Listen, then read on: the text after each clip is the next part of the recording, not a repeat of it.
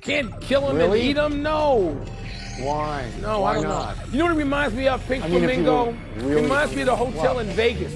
You know on the strip where there's the Okay. Flamingo Hotel and the whole logo is Yeah. that pink flamingo? I can't get past that. No, they're beautiful animals. They're beautiful They birds. are. They really are.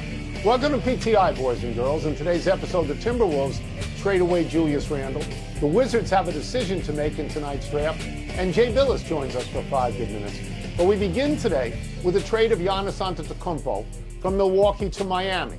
The Bucks sent the former MVP and teammate Bobby Portis to the Heat for Tyler Hero, a couple of other players, and a giant haul of #1 draft picks stretching all the way to 2033. Well, on how much better is Miami? Did Milwaukee get enough? And where does this leave Boston? Start wherever you want.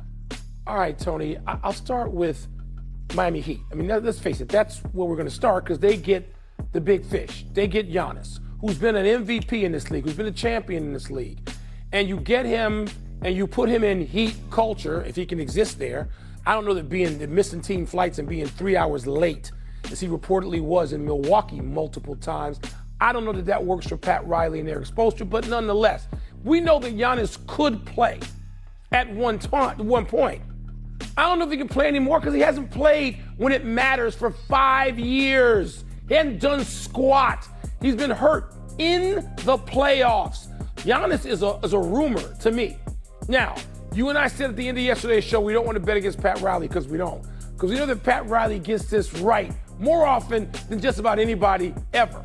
And so Pat Riley and Eric Spoelstra and their staff, they see something here that says, okay, we can get for the next 3 years after this first year something out of Giannis and pursue with Bam a championship. And maybe they can, Tony, but they got to get more players. Their roster is not full now. It is not set now. It is not ready to challenge now because they're missing too many things. I know it takes time, but they don't have any money.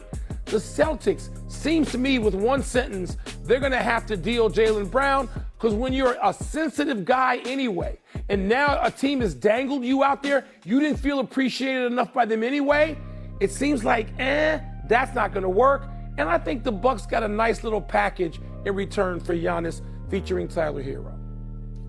Yeah, so I was watching television this morning, and I saw that they flashed across the screen new odds for who's going to win the Eastern Conference. Yeah. And they had Miami third. Behind Boston and New York. They had them third. Silly. And I thought to myself, wait a second now. Weren't they a play-in team last year? Didn't they actually finish 10th last year? And they just gave up 20 points a game in Tyler Hero to bring back a guy who, if all things are right, is a great player, but he, as you say, hasn't played much in recent years. Is Giannis Antetokounmpo a great player? He was a great player. Yeah. I don't know if he is still a great player. And that's my position on that. My position on Milwaukee is different than yours a little bit. I think they got a pile. I really did. I mean, you have to remember, this guy didn't want to be there anymore. That's no right. matter what he said publicly, swearing himself to Milwaukee, behind the scenes, his people were trying to get him extricated from Milwaukee. No so doubt. Milwaukee has a complete rebuild that's going to take years. Yeah. So if you start with 2 first-round picks 10 and this 12, year, not second-round picks. 13, yeah. Good picks. It's a deep draft. I'm with you. That's the way you do it. And briefly, I agree with you completely on Jaylen Brown, who's been dangled out there before. If his feathers are ruffled, maybe you just have to keep him out there and actually trade him. Because I will say this, I get it. I get why Boston would want Giannis. I mean, Giannis can make Boston a championship team right now. So we are aligned. You've convinced me. You persuaded me on something. You're right. Milwaukee's got those 2 picks tonight, 10 and 12 or 10 and 13. My head is swimming with pick numbers. But with those 2 picks you got, starting with Tyler Hero, who's from Milwaukee. I mean, this should play okay in Wisconsin if Giannis doesn't want to be a cheesehead. Then move him out. Yeah. They just did. We had another trade in the NBA last night.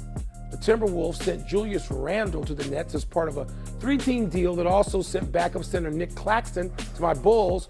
Randle went 21-7-5 for Minnesota last season, but he got punished by the Spurs in the playoffs, and now he's out. Yeah. Tone, do you understand this trade? I understand it from this perspective. Minnesota hates Julius Randle. They just traded him for nothing.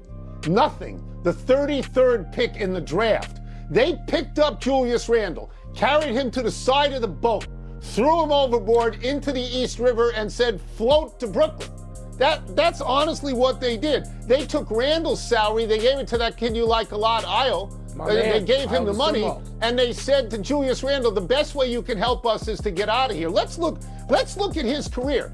He comes out, he's a prolific scorer at Kentucky, right? 6'9". He goes to the Knicks, does pretty well. I think he may have made an all-star team once or twice at the Knicks, but the Knicks want Karl Anthony Towns. So they include Randle in the package, get him out of there. He goes to Minnesota. Meanwhile, and this year New York wins without him, and you could maybe say that one of the reasons was that they traded him away. Goes to Minnesota, gets to a conference final, but as you mentioned, this year in the playoffs, these numbers are alarming. 13 points a game, 34% from the field, 19% from three. So they just give him to Brooklyn, and you know what? He's now in exile. He's in exile. It is. He's taken the whole fall for that. He's taken the whole fall for the loss.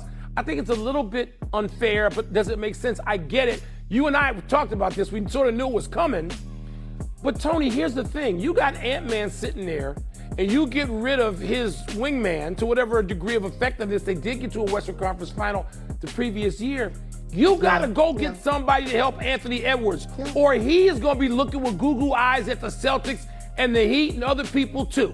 That's the way the NBA works now. So you got to go get somebody. The pressure is on Minnesota's front office to get someone to help Anthony Edwards. I agree. Now, like tonight. Yeah. And so I don't know if they can do that, but when you win, when Karl Anthony Towns, who you had, goes and he helps to a great degree, not a bit player, a primary player for the Knicks, and helps them win. You're resentful. You are. So if you are Julius Randle right now, you have just been traded to a team that is 3 years away from being 3 years away. Yes. And the only good thing is if you kept your apartment that you had when you were with the Knicks. That's the only possible good thing in this. Let's stay with the NBA. I really do. Stay in the NBA and move to your Washington Wizards, Wilbon, who earned the #1 pick in the draft by deliberately losing as many games as they could over the last 3 years. Unlike last year, there doesn't appear to be a decisive #1 choice. The consensus is it's either A.J. DeBance or Darren Peterson. There's also some long shot sentiment for Cameron Boozer. Wilbon, if you were the Wizards, whom would you take? DeBance. And in full disclosure, you and I and our friend the Socialite spent a long time discussing this last night.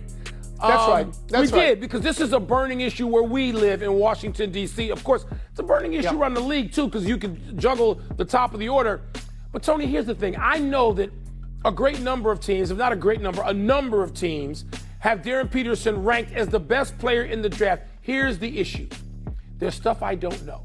And if I'm the Wizards and I'm taking a big swing and this is the draft where you need to get well, you have some flexibility. You just signed Trae Young. You don't know what you're going to do with Anthony Davis. You got Sarr. You got stuff you can put in place. You want to make a run at getting into the playoffs next year. Darren Peterson, really? Because I can tell you right now, DeBance, I've met DeBance. I've talked to him and his father at length. And DeBance is a kid I want. If I was just inviting kids to my house for dinner, I want DeBance and Caleb Wilson. Darren Peterson, I don't know. There's stuff that teams don't know. So how can you take him above a guy you feel you know who's an athletic stud in DeBance? I couldn't do that. All right, so, let me look at my notes for a second because it's hard.